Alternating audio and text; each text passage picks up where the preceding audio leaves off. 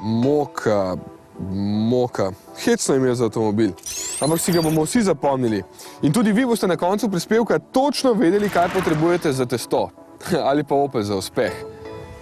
Glede na razmere v Evropi in želje kupcev se mi zdi, da Opel ne bi mogel pripeljati bolj primernega avtomobila v tem času. Seveda pa bo ravno čas pokazal, če imam prav. To je popolnoma nov avtomobil, ki ga je Opel razvil čisto na novo.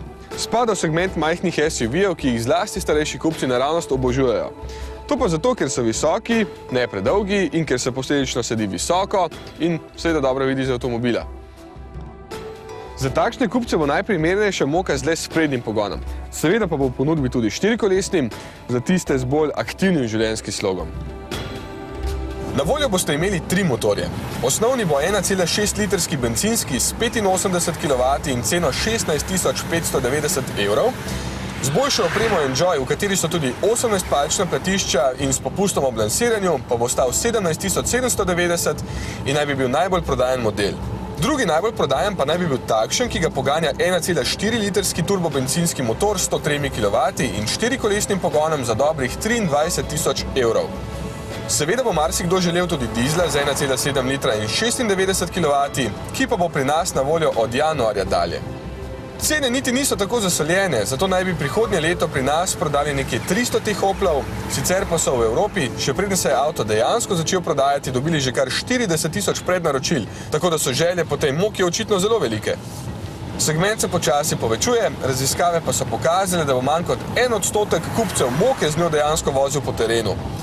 Kljub temu ima pa moč za speljevanje in spuščanje po klancu, od tal pa je odmaknjena 16 cm.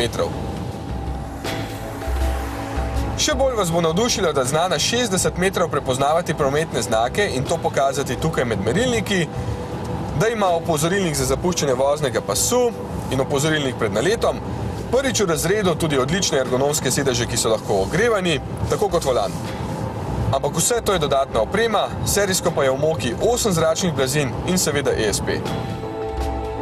Prvi občutki kažejo, da se pelje dokaj udobno in da boste vsi lastniki Oplov takoj domači, čeprav bo večina kupcev baje takšnih, ki Opla doslej sploh še niso imeli.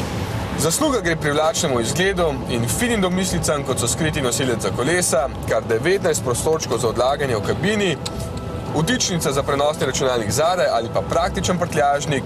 In kot bi morda kdo utegnil pomisliti, ta avto ni povišena Corsa. Nekatere dele si deli Zafiro, Astro in Merivo, sicer pa je zasnovana na novo, vključno 4-kolesnim pogonom, ki poganja sprednji kolesi, ko ti zdrsneta, pa do 50% moči prenese še na zadnji.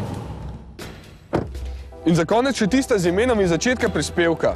Moka so mala kavna zrna z zelo intenzivnim okusom in potem je Moka dobila ime. Vidiš, ti si pa rekel, da je to ona Moka za kruh. Kaj?